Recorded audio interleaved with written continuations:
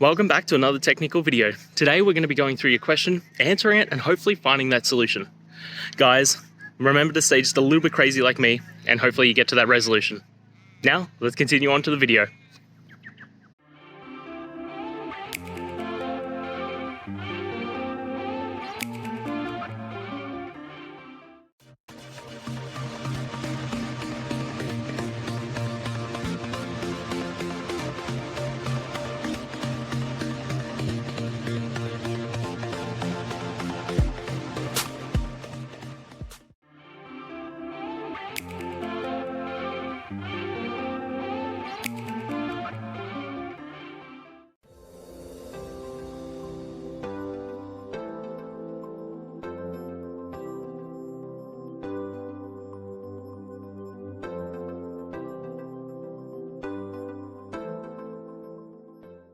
And that's it, guys.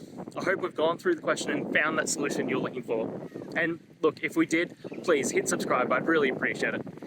And until the next time you need technical help, I hope you have a good one. Cheers.